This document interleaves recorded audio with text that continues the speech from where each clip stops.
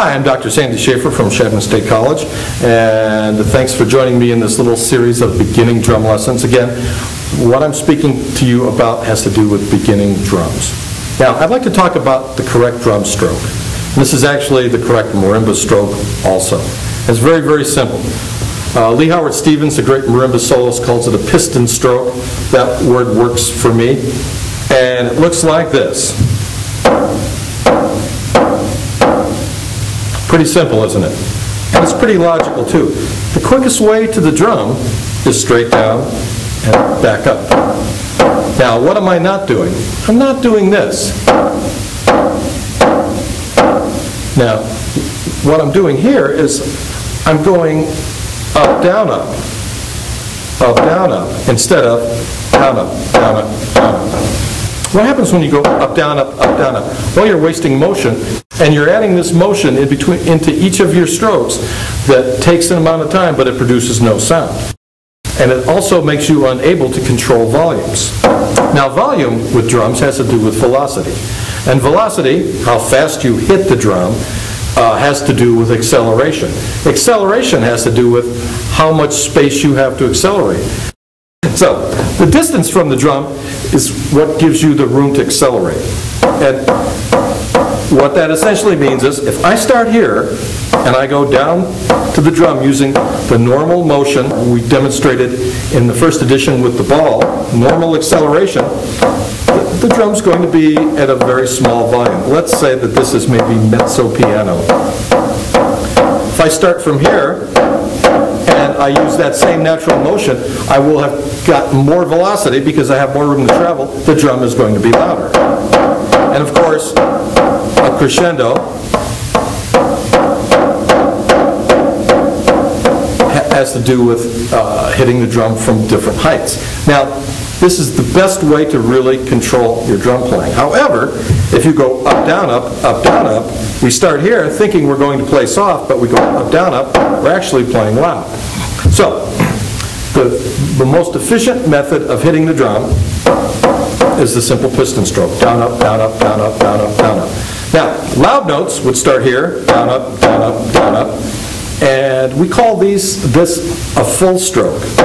Now notice how I'm returning to the full upright position, and I'm not stopping it and then picking it up again, stopping it and picking it up again. Now, this is less efficient than this. Now, here's a little metaphor that might be helpful. You've driven along the interstate, and most of the interstates have a frontage road that goes right alongside the interstate. And however, on that frontage road, there's a stop sign for every bridge. So it's possible to go really, really fast on that frontage road, but you have to stop and then start up again. You have an acceleration and deceleration. Somebody traveling on the interstate at a slower rate of speed is going to get there faster because they don't have any accelerations, decelerations. Now, when I do this, I have one acceleration, deceleration. Up here, I'm slowing down and changing direction. Okay? Now when I do this, I'm stopping down here and then bringing the stick up here and stopping again. I now have two accelerations, decelerations. Now there are basically four types of drum strokes. We call these taps. These are normal notes. Say this is like mezzo forte. These are normal notes. Accented notes start up here. Loud notes start up here. We call this a full stroke. So we have taps and full strokes. Now there are two transitional strokes. A loud note that is in the future going to be a soft note. We use a stroke called the downstroke, and it looks like this. Starting up here, and now I kind of stop the bounce with my fingers, and I end up down here in a tap position. Now I can play a soft note. If I bring the stick way up here, I'm not really going to be able to play a soft note or a normal note. Okay, so the downstroke, so we have a full stroke, a downstroke, and a tap. Now, a normal note, hence a tap, that in the future is going to be a loud note, is called an upstroke. And that looks like this. Very simple. Now, this is the most elusive of the strokes. Now, what I'm showing you is an old-fashioned upstroke. It's possible to do upstrokes with the fingers. Like if you look at the back of my hand, you'll see that I'm opening and closing my hand. My wrist is making one motion.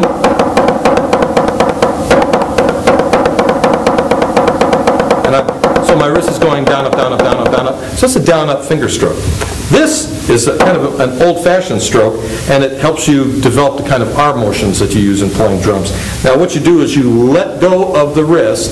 At the same moment, you're bringing your arm up. So it looks like this. I'm going to show you the direction of the energy. It looks like this. Now, because I'm starting the same distance as a tap, the stick hits the drum at the same velocity, so the volumes are the same as a tap. But I've hit the drum now without making a motion to hit the drum. That's called an upstroke. Okay, now we use these mostly in flams and anytime we're playing accents. It's really, really simple. Now let me show you some diagrams. So I draw these diagrams above flam passages for my students. This is a full stroke, that's a downstroke, that's a tap, this is an upstroke. And I find these work really easily. Now Sanford Moeller, who wrote the Moeller method in the mid-1930s, devised a series that's similar to this, and I just felt that modern photocopy machines don't reproduce those things very well. So I use these arrows. Full stroke, downstroke, tap, up. Now, this will give us 2 loud notes, 2 normal notes, or loud, loud, soft, soft. Oh. So here's full stroke, downstroke, tap, upstroke. Full stroke, downstroke, tap, upstroke. Loud, loud, soft, actually loud, loud, normal, normal. Here's a little pattern. This is just 8 notes. We'll count 1 and 2 and 3 and 4 and we're going to alternate our hands. Right, left, right, left, right, left. As you can see, I've marked an upstroke on 1 and on beat 3. This is going to give me an accent on the very next right hand. Looks like this. 3 and 4 and 1 and 2 and 3 and 4 and 1 and 2 and 3 and 4 and 1.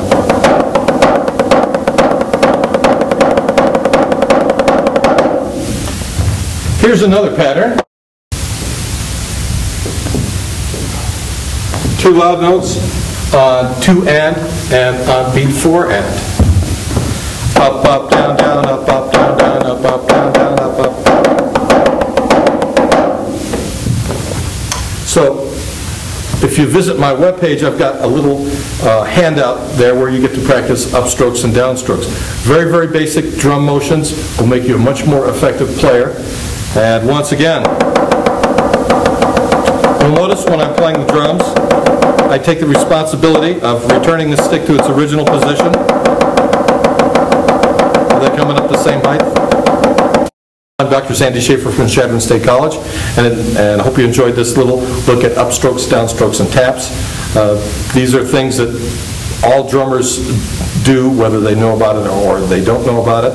It hasn't been mentioned in drum books for a long time. The last drum book, to my knowledge, talking about upstrokes, downstrokes, and taps are Haskell-Haar, Volume 1 and 2, and the Sanford-Moeller method. Both of those come from the 1930s, although the Haskell-Haar was reprinted in the 1960s and then reprinted again. It's the only books that actually talk about this concept of upstrokes and downstrokes. So I hope you enjoyed that. We'll see you next time.